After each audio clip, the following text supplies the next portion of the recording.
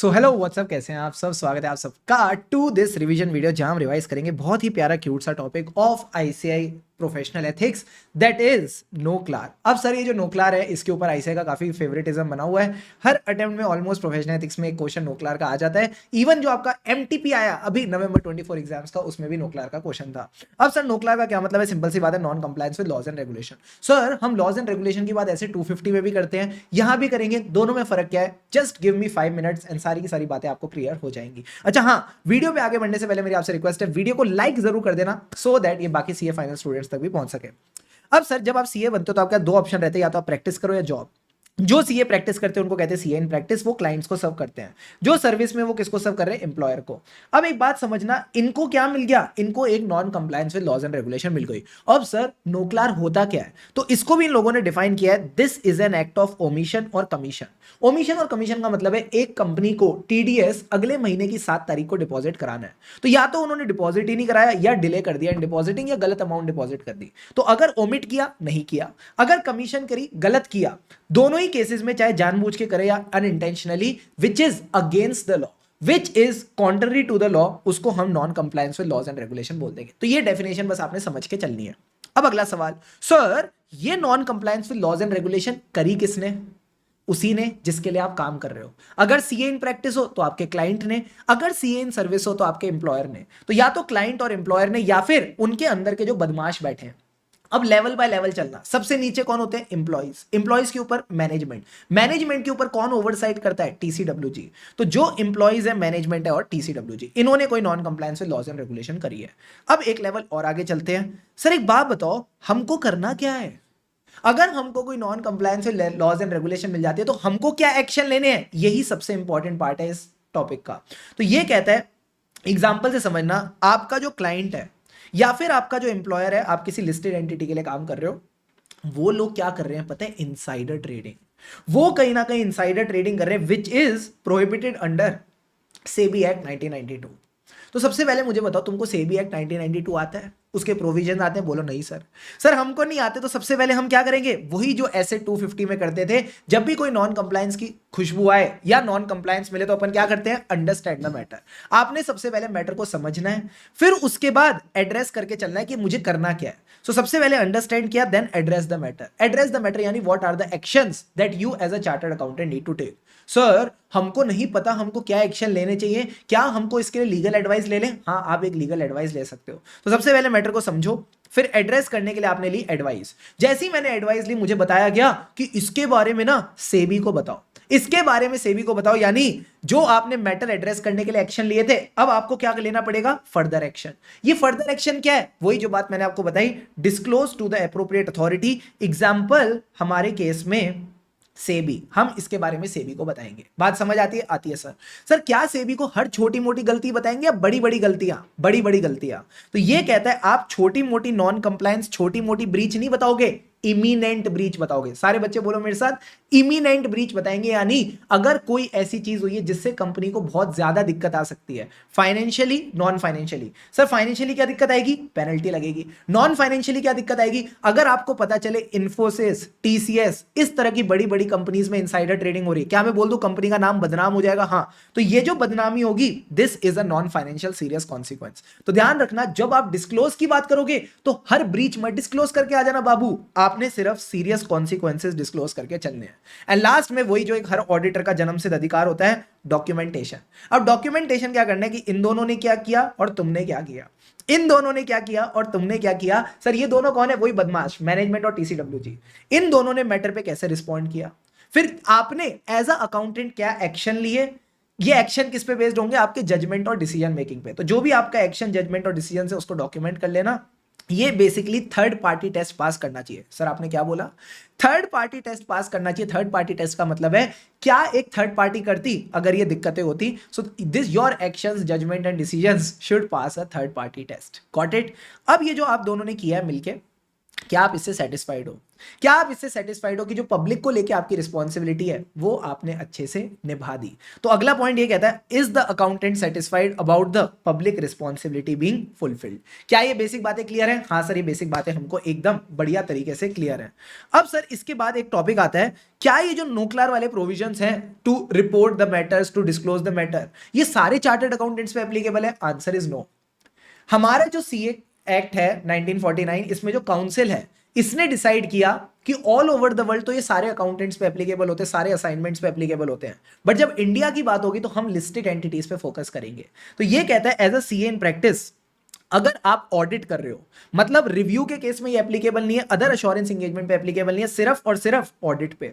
और ऑडिट भी किसका? लिस्टेड एंटिटी जो इंडिया में लिस्टेड है, यानी listed on a recognised stock exchange in India, तो ये एप्लीकेबल होगा। पर इन्होंने बोला सर लिस्टेड एंटिटीज तो बढ़ती जा रही हैं, जो एंटिटीज इंडिया में लिस्टेड है रिकॉग्नाइज्ड स्टॉक एक्सचेंज पे तो बढ़ती जा रही है, तो सभी ऑडिट पे एप्लीकेबल हो जाएगा। तो just for the transitionary provisions अभी आज की डेट में उन्हीं लिस्टेड एंटिटीज पे एप्लीकेबल है जिनका नेटवर्थ 250 करोड़ है। सारे बच्चे बोलो मेरे साथ, 250 करोड़ है। एक और बार, 250 करोड़ है। 250 का मतलब है net worth is greater than equal to 250 crore. Got it sir. But sir जब बात आई इंप्लॉइज की, तो इन्होंने कहा इंप्लॉइज को सबको उठा लो, इंप्लॉइज को सबको उठा लो, जो भी लिस्टेड एंटिटी का इंप्लॉय है उसको उठा लो। तो जूनियर इंप्लॉय कहते हैं यार हमसे मत बोलो, ठीक है, ये बड़े बड़े लोगों के ऊपर डालो। तो हमने कहा ठीक है, जूनियर वालों को हटा देते हैं, सीनियर वालों को उठा लेते हैं। तो जो सीनियर प्रोफेशनल अकाउंटेंट्स है, जिनको आप प्यार से बोलते हो की managerial persons, directors, officer, senior employees, उनके ऊपर ये एप्लीकेबल है अगर वो लिस्टेड एंटिटी के इंप्लॉय है। क्या ये बेसिक बात समझ आती है? आती है सर। अब छोटी छोटी बातें मैं आपको और बताता हूं। क्या जो पर्सनल मिसकंडक्ट होता है कंपनी के लोगों का, क्या वो भी इसमें कवर होगा? Answer is no. तो अगर सपोज मैं एक सीए डायरेक्टर हूं कंपनी में और मैं सीईओ के साथ में जा रहा हूं, सीईओ गाड़ी चला रहा है और उसने गाड़ी चलाते चलाते मान लो एक्सीडेंट कर दिया या रेड लाइट स्किप कर दी। अब जो सीईओ की गाड़ी पे चलान लग रहा है, क्या ये कोई उसका कंपनी से लेना देना है? नहीं सर, ये तो पर्सनल मिसकंडक्ट है which is unrelated to business. तो अगर सीईओ के ऊपर ट्रैफिक चलान आ गया बड़ा वाला, तो ये नो क्लार के प्रोविजंस में कवर नहीं होगा बाबू, ठीक है सर। प्लस क्या मुझे एज अ सीए लॉ की एक्सपर्टीज की रिक्वायरमेंट है to deal with this provision? Answer is no. जितना लॉ सीए कोर्स में सिखाया गया उतना काफी, उतना ही आपको अपने साथ लेके जाना है फॉर डूइंग द ऑडिट, ठीक है सर। अब सर एग्जांपल्स दे दो नो क्लार के छोटे छोटे प्यारे प्यारे। तो सिंपल सी बात है, सबसे पहले इन्होंने बैंकिंग सेक्टर उठाया बिकॉज वहां पे सबसे ज्यादा नॉन कंप्लायंसेस हो रही है, वहीं सारे फ्रॉड और ब्राइबरी हो रहे हैं। तो इन्होंने कहा बैंकिंग और अदर फाइनेंशियल सर्विसेज। अब बैंक्स में जनरली कौन से चीजें दिक्कतें आती हैं? Fraud, corruption, bribery, plus banks के थ्रू हवाला ट्रांजैक्शन होती है जिसको आप बोलते हो मनी लॉन्ड्रिंग। तो मनी लॉन्ड्रिंग और टेररिस्ट फाइनेंसिंग, तो इन 3 पॉइंट्स को एकदम फ्लो में ध्यान रखना। बैंक्स में फ्रॉड के साथ और क्या होता है? मनी लॉन्ड्रिंग और टेररिस्ट फाइनेंसिंग। अब अदर फाइनेंशियल सर्विसेज क्या क्या मिलती है बैंक से मुझे? सर वो आपको स्टॉक ट्रेडिंग में अलाउ करते हैं। तो अगला नॉन कंप्लायंस हो सकता है सिक्योरिटीज मार्केट और trading, example insider trading which is also non compliance with laws and regulation. तो ये कुछ एग्जांपल्स आपने ध्यान रख के चलने हैं। अब सर कुछ एक्सेप्शंस है क्या नो क्लार की जो आपको डिस्क्लोज करने की जरूरत नहीं है? Answer is yes. If there is a personal misconduct, जो मैंने आपको अभी बताया, वो डिस्क्लोज करने की नीड नहीं है। If something is against the law, contrary to the law, वो भी आपको डिस्क्लोज करने की जरूरत नहीं है। अब आता है लास्ट में आईसीए का फेवरेट क्वेश्चन, जो अभी May 24 एग्जाम्स में इन्होंने पूछा, SA 250 वर्सेज नो क्लार, दोनों में डिफरेंस क्या है? तो सबसे पहला डिफरेंस ये कहता है एप्लीकेबिलिटी। जो SA 250 नाम ही क्या है? Standard on auditing. तो वो एप्लीकेबल किस पे? Audit of financial statement. जब मैं बात करता हूं नो क्लार की, तो नो क्लार तो सर सारे प्रोफेशनल अकाउंटेंट्स पे एप्लीकेबल है, चाहे आप इन प्रैक्टिस हो चाहे आप इन सर्विस हो। सर अभी तो कह रहे थे लिस्टेड एंटिटी, वो 250 करोड़ का आपने प्रोविजन बताया था ऑडिट का, वो यहां पे नहीं लिखना, वो यहां पे नहीं लिखना, बस वो ऊपर के लिए ही है, ठीक है। वो एमसीक्यू वगैरह के लिए, केस स्टडी के लिए। अगर आपसे सिंपल सीधा साधा डिफरेंस पूछे तो ज्यादा नॉलेज मत झाड़ के आना, बस इतनी सी बात लिख के आना, ठीक है सर। फिर उसके बाद सर दूसरी चीज क्या है कि लॉ की बात है, तो कौन से लॉज को कवर करता है? तो ऐसे 250 में तो हमने ऑलरेडी पढ़ लिया, 2 तरह के लॉज होते हैं जिनका डायरेक्ट इफेक्ट है फाइनेंशियल स्टेटमेंट में, उस पर हमको चाहिए सफिशिएंट एंड एप्रोप्रिएट एविडेंस। जो अदर लॉज अफेक्ट करते हैं ऑपरेशंस को, उनमें हमको क्या चाहिए होता है? उनकी पेनल्टी वगैरह को हमको ध्यान में रखना पड़ता है कि अगर कोई नॉन कंप्लायंस हुई तो उसका पेनल्टी का प्रोविजन बनना चाहिए।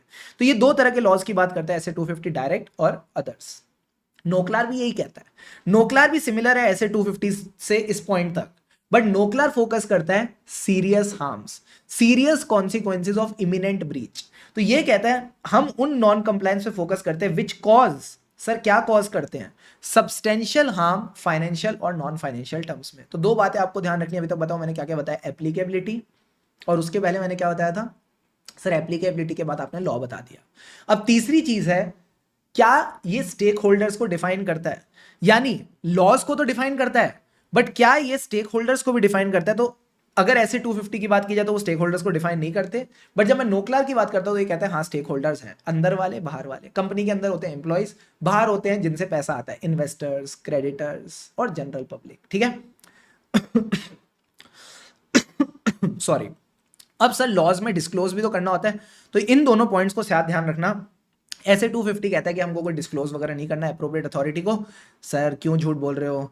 हमने जब ऐसे 250 पढ़ा था, हमने ये बात पढ़ी थी कि कई बार हो सकता है there is a need to report to parties outside entity. ICAI कहता है भूल जाओ उसको, भूल जाओ उसको। जब आप नोक्लार पढ़ते हो तो आप ऐसा मानो आपने नहीं पढ़ा ऐसा कुछ। ठीक है, तो जब मैंने आपको नोक्लार वाली बात बताई तो मैंने क्या बोला? नोक्लार में कोई नोक्लार कहता है ऐसे 250 में डिस्क्लोज वाली बात नहीं लिखी है। तो सर हम भी मान लेंगे नहीं लिखी है, थोड़ी देर के लिए मान लेते हैं। बट जब नोक्लार की बात है तो ये कहता है हाँ अगर कोई इमिनेंट ब्रीच है तो उसके बारे में मैनेजमेंट और टीसीडब्ल्यूजी को तो बताओगे ही, प्लस जरूरत पड़ी तो आप एप्रोप्रिएट अथॉरिटी को भी बता के चलोगे। तो यही आपने 4 बातें ध्यान रखनी है। एप्लीकेबिलिटी, लॉज को डिफाइन किया, लॉज से रिलेटेड एक और पॉइंट ध्यान रखना इमिनेंट ब्रीच का डिस्क्लोजर, एंड लास्ट में सिर्फ लॉज को डिफाइन नहीं किया, स्टेक होल्डर्स को भी डिफाइन किया है। अब सर एक मजा आ जाए, अगर आप इसका ना हमको क्वेश्चन बैंक का जो प्यारा क्वेश्चन है वो भी करा दो, तो फटाफट अपने क्वेश्चन बैंक पे आओ। क्वेश्चन नंबर 1 एक बार देखते हैं सर इस केस में क्या हो रहा है। सारे बच्चे मेरे साथ चलना। ये कहता है एक लिस्टेड कंपनी है, ठीक है सर, इस लिस्टेड कंपनी ने क्या लिया? पॉल्यूशन क्लियरेंस सर्टिफिकेट लिया, गंदे गंदे तरीकों से, अनफेयर मीन से। अब ये लोग क्या कर रहे हैं? Breach of law. क्या मैं बोल दूं नोक्लार हो गया? हाँ सर। सर इनको सर्टिफिकेट मिला कैसे? इन्होंने घूस खिलाई है, 10.25 लाख की घूस खिलाई है for arranging the clearance certificate unlawfully. अब समझना करना क्या है, आप हो director finance who is a chartered accountant, तो मुझे बताओ आपके क्या एक्शन और रिस्पॉन्सेज होने चाहिए as a director finance CA Rahul जब आप ये नोक्लार देखते हो? तो सारे बच्चे मुझे बताना, अगर मैं फैक्ट्स ऑफ द केस देखूं तो क्या नोक्लार एप्लीकेबल है? मैं कौन हूं? डायरेक्टर फाइनेंस यानी सीनियर प्रोफेशनल अकाउंटेंट। हाँ। क्या लिस्टेड कंपनी है? हाँ। अगर कुछ नहीं लिखा तो मान के चलो listed in India, director finance भी बन गया, लिस्टेड इन इंडिया कंपनी का भी। तो क्या नोक्लार एप्लीकेबल हो गया? Answer is yes. अब क्या सर ये सब्सटेंशियल हार्म कॉज करता है? मैं बोलता हूं हाँ, इसके सीरियस कॉन्सिक्वेंसेज हो सकते हैं, सब्सटेंशियल हार्म हो सकते हैं फाइनेंशियल नॉन फाइनेंशियल टर्म्स में। अब अपने रिस्पॉन्सेज बताओ। सर हमको सेबी एक्ट नहीं आता, पहले समझेंगे। फिर मैटर को एड्रेस करने के लिए क्या ली? थर्ड पॉइंट में एडवाइस ली। एडवाइस लेते ही पता चला सेबी को बताना है। सर सेबी को बताना है यानी further action, disclose the matter to appropriate authority. 5 point हो गए। अब जैसे ही डिस्क्लोज करने जाएंगे सारी बातें नहीं बताएंगे, इमिनेंट ब्रीच और लास्ट में डॉक्यूमेंटेशन। तो यही आपके सारे पॉइंट्स आपने यहां पे कवर करके चलने हैं। आपके आंसर में हो सकता है ये लिखा हो कि सीनियर प्रोफेशनल अकाउंटेंट्स पे applicable of listed entity having net worth, ये नेटवर्थ ऑफ 250 करोड़ और मोर को काट देना, दिस इज नॉट एप्लीकेबल। ठीक है, और आखिरी में आपने यही 5 स्टेप्स लिख के चलने हैं। सो अराउंड 12 मिनट्स लग गए हमको, 12 minute 30 seconds in recording this revision, but I hope it was useful for all of you. काफी ज्यादा आपको मजा आया एंड नोक्लार के जो प्रोविजन है क्रिस्टल क्लियर हो गए। अच्छा, कई बच्चों के मन में आता है सर हम कैसे पता चलेगा इस क्वेश्चन में नोक्लार आएगा? आईसीएआई लास्ट लाइन में आपको इंडिकेशन दे देता है कि आपने ऐसे 250 के हिसाब से नहीं, नोक्लार के हिसाब से अपना आंसर लिख के चलना है। अगर वीडियो अच्छी लगी तो do give it a like and yes stay subscribe to the channel for more such videos. लगे रहो मित्रों, लगे रहो।